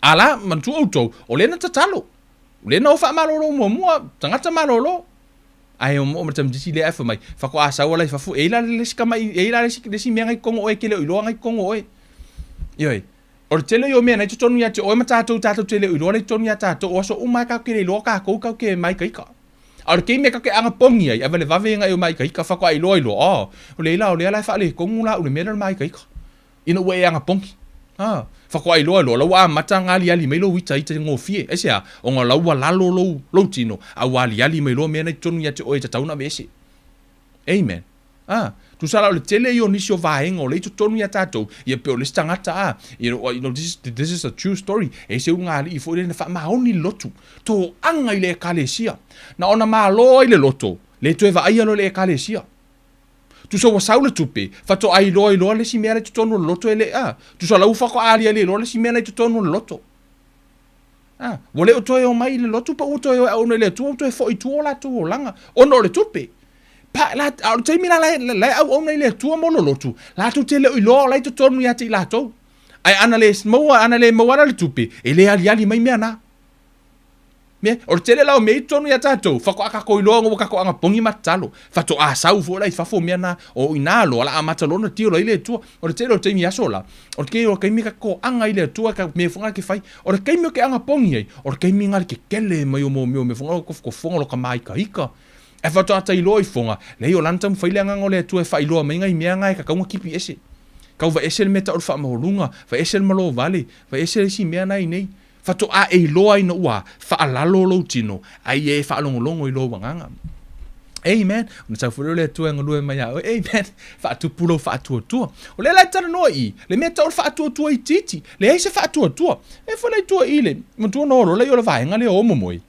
o le a fu tala le fo me la ia wa afo mata upu lava le o ni ele mata upu le ata to li sato tala o le uta to lo nei I o le fa atu I titi o le fa upu no su matasi fo me o le fa atu I titi fe o le fa atu I titi fo me tala Yesu wana o le talo mala na pongi sa fa fu ala la ta no tu spa ile ile afo I think verse Eta no ile mata upu fa atu titi. Let me double check with my reference, guys. Ni ma fai ona e loa le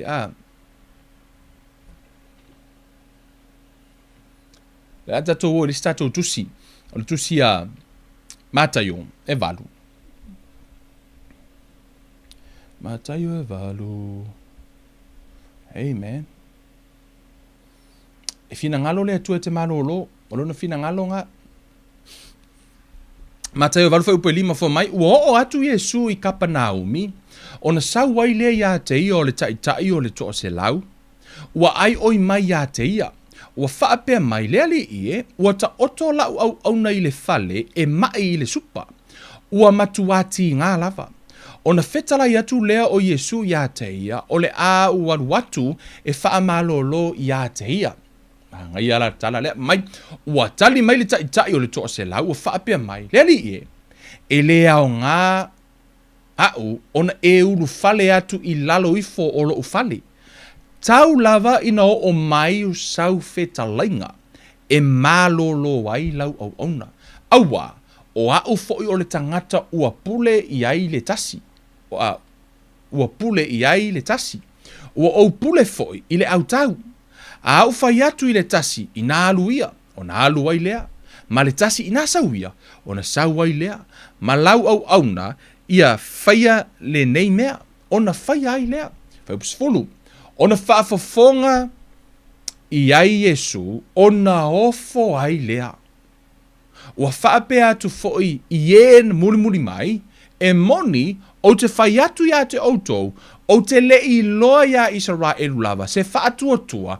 E whaape nā ona te le. O le tangata leo teitai au. E whamai Yesu. E leo se so o Yesu. Ai ke le aku langa whakua peken. Ma Yesu, o le whakua ke le. Tangata na tali tonu, au tau whai tau ilunga, whai mai. Tau lava o sau feta lainga. Le whaatua tua tangata le ia Yesu, ma tua matau tia, mo kwa ike lea longa whakua. O le mea feta la Yesu, e tau no. E te lea la te tonunga o ta māloa lea. Whai mai, e maalama lama I le principle of faith. Le mea le ole e malama lama fo I le meta o le pule, authority. Authority as a believer, ai tau tala e tupu. Foi mai, o au o te pule isi au tau au whaia koe alu. Sau. O mea o te whaia tuere sia. E ile mana ia upu, e ile pule ila upu. Foi mai, whapena foi o e tau o sau whetalainga. Ngā onga e whetalai lava e malolo loa. Mo vai le whaatua tua ta malolo lea. Na sau la wha o ngale principle. Au tau e wa ai tua whengenga tuai. E te le maua le principle lea. Yeah. E te le maua le principle na whael ta maloa lea. I tangata fo I onu ese. Paua le tala ta maloa fa mai. Tau ana ne whetalai. O le whaatua tua o le ta maloa lea. Fa mai kau anga whekalai o le upu te whetalai. Fa mai la I o le whai upu lea. Fa mai. O tangata. Fa mai. Ma le tala Yesu. O te le iloa. Ia Israelu lava, se whaatua tua e whaapena ona te le, e le iloa Yesu pe se kangaka e whaapena o whaakukua Israelu, ai longa Isis. Me su e le imo kongu I, ale mo me kangaka lea, kai au, me rara whaupule sumata sumai. O te whai atu fo ia te outou, e toa tele e o mai se sae ma sifo, e ta oto e ai whaatasi ma Abrahamo, mai sa ako mai a kopo I le malo le langi. A o tangata le malo, e tu lia I la tau I le pouli uli I fafo, e iai le tau whaitangi a we, ma le liwa nifo. Ona feta lai atu ai leo Yesu I le tai o le toa se lau, I nalu ia, e pei ona e whaatua tua, e pei ona e whaatua tua, ia whaapea lava ona whaia mo oi. Ona malolo ai leo o lana au ona I lea lava I tu waso. Se e whaalongo, e le I maua e le whaatua tua, e le o le whaatua tua o Yesu na malolo ai. O le whaatua tua ai, whaatua tua ai o le tai au. Whamatala Yesu, e pei ona e whaatua tua, ia whaia foila ia te oi. O mea uma lava la peno whai atu. E le taimi o tātu tangofi, a lafo o matato responsibility I le atua. Ai le iska ko mea whaia. O tātou, o le whaatua tua. O le mea fwina na latu, o le whawhine fwina na pairi tu pao Yesu, lo fu Yesu, maritana Yesu wa whawhine, o lo whaatua tua, we e malolo ai. E le o se mana o e le whaapero whaatua tua Yesu, o le whaatua tua ai o le whawhine. O tātou lava la, o le tātou whaatua tua, o le wa i le upu. O le ngalue ngā oe mahau, tu iai lo whaatua tua, ana pongi matatalo, e sa oi whafo le tantonu. Le tutonu ia tātou. Amen. Amen. O le ala na o sina vaenga na, o le whaatua tua iti, ma le whaatua tua te le. O le tangata ua matuai fully persuaded foi. Matuai fully persuaded foi le tonu o le fiong pa ia tu po ua matuai tali tonu lava le upo le tua. Malama le fiong pa ia tangata ua tu uma ia no tatonunga e sa o le tua. Ai se seu whaalongona ma se se le tangata. I to tonu la ole o afoi. O nisi o vaenga pe o le atatu e whaatutumu na ipu fo i le to tonu o afo mta upu ia. Ono tonu le o langa le nei. E lua i to ai ngā le tari tonu i tonu le tuspa ia. Ia po la foi i le o langa ia. Pe lua i to ai ngā afoi. Ia, lua i to ai ngā le tari tonu. O tangata e le tari tonu ona e le i whaalongo i le upu. That's another kind of unbelief. O tangata e nate e le tari tonu ona e le i whaalongo ai.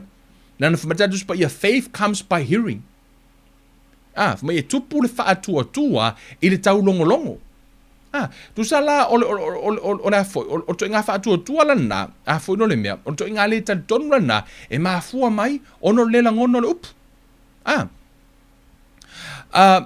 O isi la le whaatua, ona ua, o mea foi e, e maafua ona le tari tonu ia pe, ono o whaalongona. Po o le portulanga foi le o se o le tari tonunga. Me funa e tāua inmo le o inga upo kuspa ia. Kuswa lana e whaalonga le upo le atua. E tele o tali tonu ai ona e tele o. E tele o maua atoanga pe le o atoa foi pe o saole. Le fortulanga la te whaalonga iai. Pe ono whai atu foi le lo whaatua tua ma le upo le atua. Fato atu palo whaatua tua no e tano e mtaha upu na. Po le alava le mea le tano e fato atu pelo fatu tu na vaenga. E le fa pe, te mana o mia se me fale ia ai, fa pe le se me ai aru su scripture le. O me tau fa malolo, i po la fo ki malolo ai aru su scripture le. Tu langa ni, tu sei a fo no mea e a ono tatu i loa. Po le ale fina ngalo le atua mo tatu e ma fua la ono tatu le tatu. O tatu le langono le upu o fo. O le upua ale atu ia yo tatou ola masoifua ia matulanga foi lele o le iloa o lau e langona le upua la e tele usta ie pe la te whaalongo i mea moni o tino po langona whaare tino o tūlanga na ea ona tatou vai ina le lei ona e tatau ona tatou iloa e se foi le whaatua tua ia male e se me tau le whaatua tua ma tatou o lesi tu te fita no ele tu lea o e lua mea moni foi la ta ua tu spa ia pe o upo le tu o le mea moni the Bible is the truth o le upo la tu spa ia na tono le Ioane for my thy word is truth ai foi la lesi truth o le mea moni foi le lo falongono lo tino anga ki ngalo vai that's the truth pa o truth la na from your body po o le mea moni na mai lo tino ala fo ile upo le atua it is the truth o fela le mela tel tonu ai o le falongona ile tino po le upu moni le atua o to inga me moni na ye lua le fita ia imta tato umane tato te afi ai o me ile tino mal tel tonu le fatu tua ile upu le atua tu so o to inga tu langa na le tupu e lua fo ito ai nga le tel tonu pe mela ta o le tel tonu ono le o le afoi o tu langa na o le on le whaalongo le upu le atua mafue ona le tal tonu ma le tal tonu la le te mo tonu e Peru o le whaalongo le upu ai whaalonga ka o le karikongu langa le ka ukon e Peru e whawhe upu ono let's go there e Peru e wha hey man you guys alright e Peru e wha foi upu ono foi mai o le nei, ua tuuina mai pea ona ia sao atu i ai o isi mono ua le sao atu i ai o e na mua i tala ina i ai le tala le lei, ona o le whaalongo ngata. Tau loa au isara elu le nao ese mai ai kupito. Ele i o i le mea na fola ina e le atua ona o lea, o lana whai le atua e o tau whanua la o te vatua ia te o tau ai le i tali tonu iai. Au o umana whai ai le atua. O le whaalonga tālau tangata na le o ai le folanga le na ave e le atua. Le folefa matala Paulo, awane o tātou whapena. Awane e o ti le ala, ai te le i o i le mena mana o le atua te o iai. Whai mai, ia e whaatua tua i lana upu. Ona e o la i e le mena fola ina e le atua mo oi. Amen. o tātou umalava la, awana ila vea tātou ili lafo, i langona leo le tonu. Ya, leo wa whairutu nei mea, leo tupu lo whātua tua. I lo amata na i role upu ma wa e vai fo i tonu tu spaia, nai to tonu. I always encourage people, please read your Bible. Don't believe, awa ta tonu no wa whai atu ai, ta tonu ono wa e, you know, the other thing I want to tell you guys a lot of time, or to tell you scripture o te tano quote mai, I read the whole context. O se mea na o ina ia o ele atua, ia whai tau the context a toa whatoa au mei se whai upu tonu tu spa ia awa o i tangata. E ile aso e whamasino ia o ele atua i mea te o ina tia te o tau, and that day, ele ima se tangata I look forward i ai. But for me, I am really confident langa o le tele o teimi. O te wha moe moe le nganga o le tua na fuinga lue. O le tele o teimi whai I tatoa o tu spa ia. Do you know sometimes I don't use notes? O le tele o teimi po te sau e pele se notes. Ai tango lolo le tua au maini whi au ia po isi foi keime mai au notes. O fia ngi kako pai postari mai au notes. Ai ese ale meu kalango ai o ese ale meu sau le foi. Le nganga o le tua ta ise me tatu tano ai o no lea. O le nganga o le tua o ia o le tatu whai a onga. Ele o Kevin tatu whai a onga. Wha moe Kevin a nganga pa ia. A sau ala le nganga pa ia e kosom ka upu se sai. Ka ko wo se sai. A fuma e o sifo. Ka ko wo sifo. O le telefo teimi. O te le wha onga inga ingi notes. Pe o ke whai a fo ingi notes. Ai esal me, ai sau le tua ia tal noa ia. A vea wha manuia ia te utou. O le mea lau te mana o te fia wha uma le fia fina nei. O lo wha moe. Te mana o ia te oe te tango wha te lero wha moe. Does that make sense? Te lo le tūranga fo le ta alo ni mo whanau ia ta alo laka pi. O te lo ta me te fia laka pi. Ai le o yese la tu wha moe ta mo whai ta alo i ho o le ol peleki. Ia maua lunga se meo o iai. Tu so wangata la tu wha moe. E vai lo pu enga la kama lei ore. Wana o a onga ia po nei kalapu la iki ole. E le o yese wha moe maua lunga. E si itia ie. A le eila se wha moe. E le ei foi la se mea la e wha tua iai. Mea la na e la ino whai atu. Wha te lelo wha moe. E se tasi o wo fai au na o mai mana whanau to lua teine no ino na whanau teine no lai o to lo mo moe le potu tasi ya masiana whanau no mo moe le potu lo tau. E foi mai tala le steni titi na foi mai e le aso ke fai ngā ruenga I le hotel whapea ma ngai is a 5-star hotel. Ma I le aso ke fai ngā ruenga le hotel whapea e foi mai le skengiki ma I le aso ke owninga I le hotel whapea. Le ese o perspective te nei ti to lua o le si foi mai e le aso ke fai ngā ruenga le hotel whapea ke e foi mai le si e le aso ke owninga I le te leo le wha moe te leo le perspective. Ele o se mele anga le fai o le wha moe tu sai man fina ngalo le atua. A fai o e mana o fai se pisi nisi. Vai se pisi nisi makua I lo wha moe. Ona enga lue, wha te le lo wha moe. O le langi le kau ke o ai. Ele eska mai wha moe o le wha moe ke le. Amen. Au ke pala ai. O le mea ngai le lei e le mea ta o le wha tua. Te o le telo te ime tango le tua wakulu mea ki o e le mawhainga e whaia. Amen. Ono ina lo I lo ai le wha maoni o le atua pe ai le lo fai. Ai a fai ke lo fai. Ia le fula se me. Ele vi ia le atua la ngai ke lo fai. Ai a vakula le atua ke le me. Se o ke pole. Ele fefe le atua I se me ke le ke o le kwai. Paule mea o lo fa tua matali tonu. Pole ale mea na te mana o ai.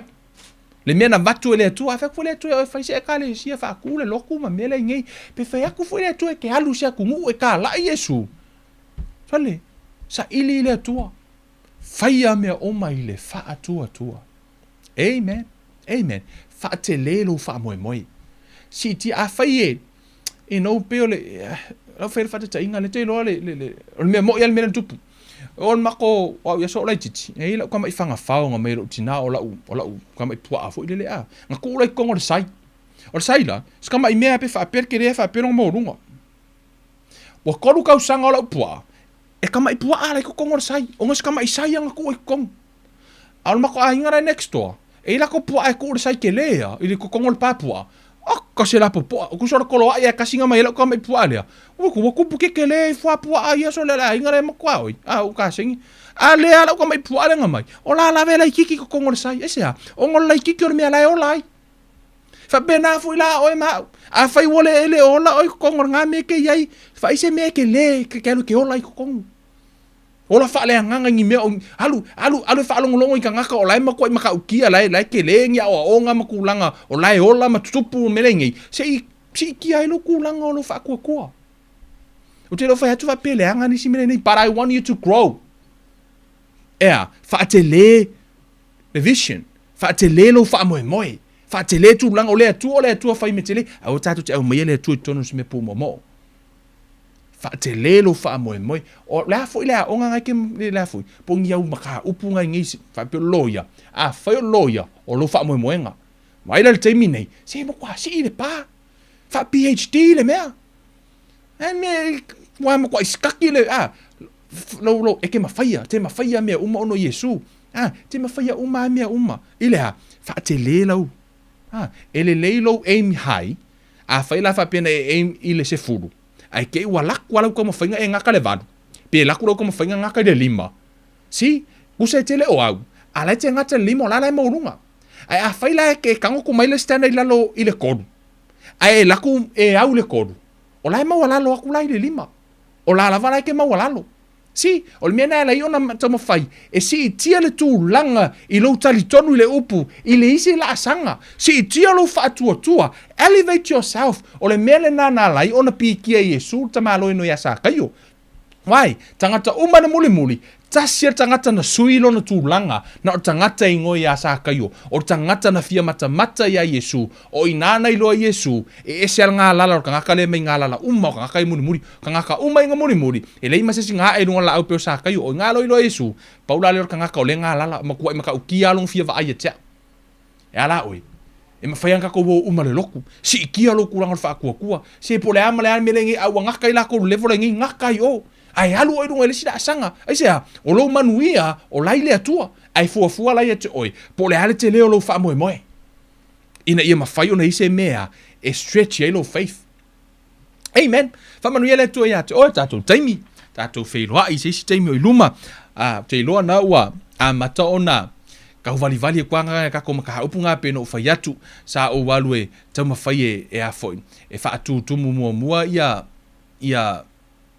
ngai pa fo ie ngai vaenga fo ie ono lewa wa mata na tala no i pe wa mai ni si lungo le o tato mata upu alu mana ola vali e tu mana o take step by step tato ona ile o ye se fara no ta inga fo ile koso mamau si ai meleni au te mana o ye mafai ona tato tali tonu a fo ile ai i tato vanga ia le fion pa ia le tu tonu e au na tato one by one step by step ala tato te mala malamba ile na fion ora le te me tupu ai ni mea, e te iloa le mea lai te fall short ai. Le oki lo walofa, o le lai oki lo ulav, o le oki la, ai ngingi whaatasi la, ngā kupu lo la ia, o e le ilopo le mea lai se. O ngā laua wak whaakasi uma, o nei la na tupu se mea, laua e malama, o lo faith la le wha le tonu, le ai o lo ulav le oki. O le alofa le aringa mafua, o no le iso wha moe, pia no whai atu, o le wha moe, o le polo le na tongi. Amen. O lau tai whau le whaatua le ta mo e alu au mai le polo ia te oi. Ma aira lo wha moe, se wha te le lo wha moe. Whai se me te le mo le atua e vi ia i le atua, amen. Au ke whaala ki kia le kua ngai manga o le atua te whai se me te le a mo ia, vi ia le atua. O lau ta talo nea fiafi, a whai o yeini mai o le tino, ia te oi. Si lava no pe no whai atua o le whaatua, wha mai o na wha lava, ua o tātou malolo wai. O te whina ngalo fu o le atua, o te lea, o te mina nei, o leo te wha moe a ui lo wha atua. Wha atua o ia Yesu te maualo malo longa. Ai, pau o au te talo atu, ai wha atua mai oi, via le atua, amen. Le lau whera tātu talo o le wha malo longa, wha tasi e mra talo o le wha o le tanga, na tato mua talo o le wha o le tanga, mo i la tau e fiatalia Yesu, e a vea maali i ma wha ola, i ma whai uno la tau, mo wale ava noe tau whanga tue le malo le atua, whata i mai pe a whai te fiatalia Yesu, e a vea maali i ma wha ola.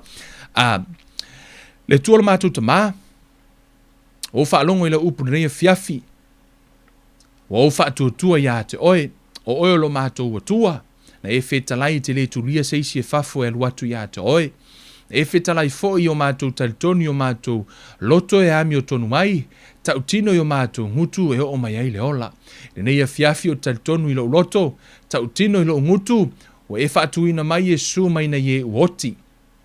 Ma o te wala awat fo ia te oe, o te talia ina ai o ia, Yesu Keriso, e a vea mo wali i mo faola, i lo nei ola, ono le suafo Yesu o wala awat wai nei. Amene, amene. Whai le talo le wha malo longa, whai o ise vaengo lo tino, ia po, a whai fo umana te talo si, hold on to your faith. Tali tonu le upu ale atua. For me ona wha lava lava, o tato malo lo, I'm healed in Jesus' name. O malo lo, speak by faith. Everything do it by faith. Amen. O talo fa malolonga.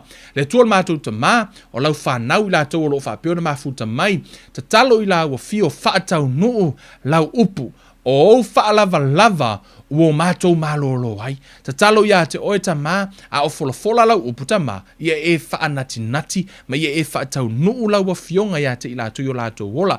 Maili o la tau tu mua i se i o la tau matiu tiu vai, ia i le wha malolonga la ua fio pui pui ina i la tau le toto Yesu. Te talo ia te oe o tu le mana o lau upu, ia malolo mai le anganga o le mawhauwhau ma le tino atoa, ia i le wha malolonga la ua fio sio mātou watono ta mā, i le suwafa manu malo Yesu, te talo i lo whaatutua, o mātou malolo, iau whaalava lava, o na suwafa o Yesu, o le mawala au atuai nei. Amene, amene. Hallelujah. Hallelujah.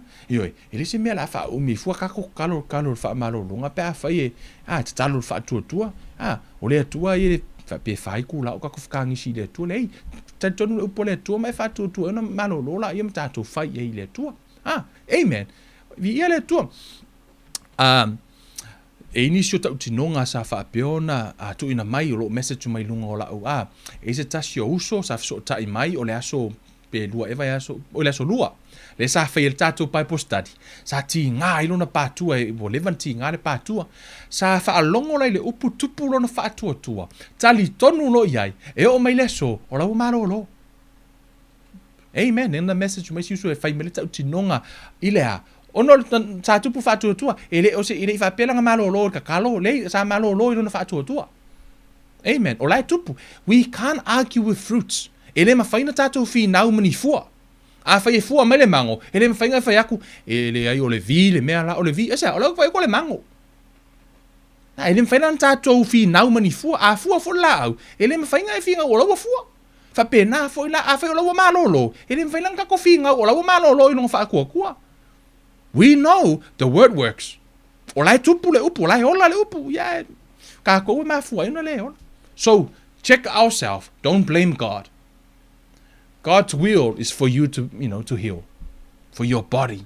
Lo tino ato ina e malolo. Sa moa, whaaftai le nei a fiafi.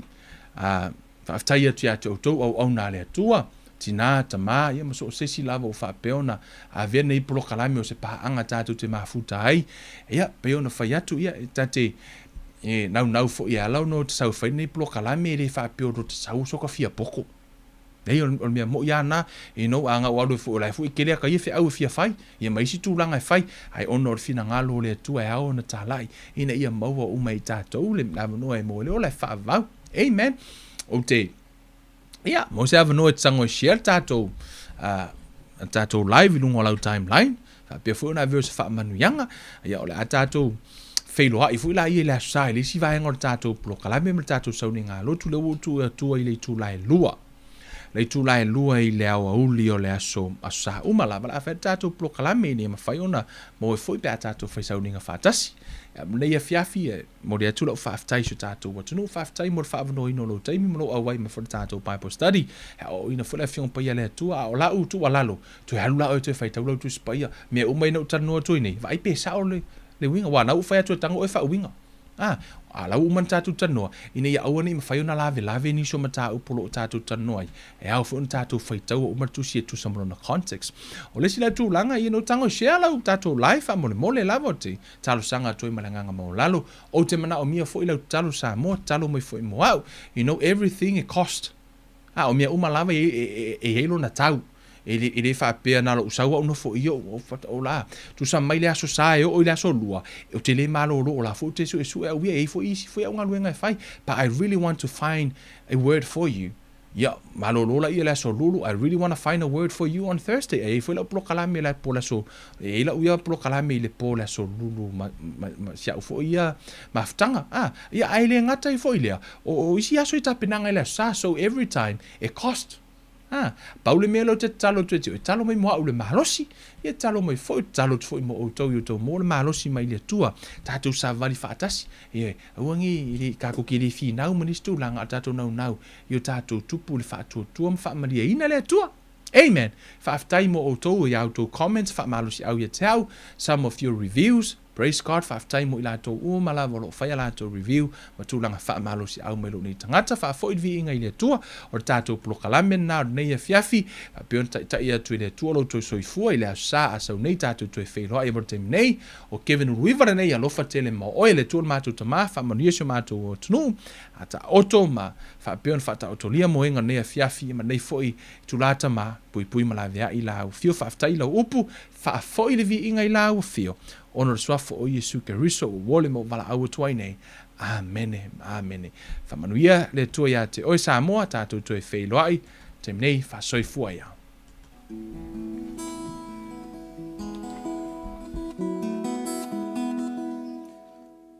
Elofa Yesu ia te oe, Elofa Yesu ia te oe, Elofa Yesu ia te oe ia so uma.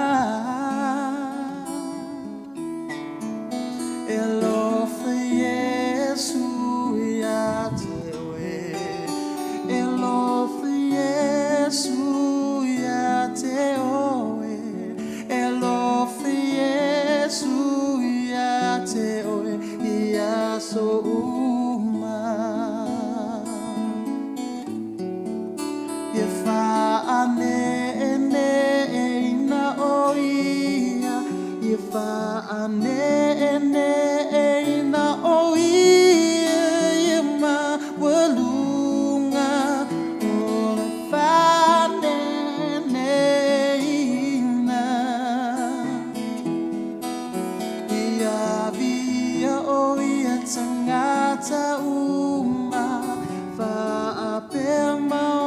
Tangata pa ia ole tupu ia faneneina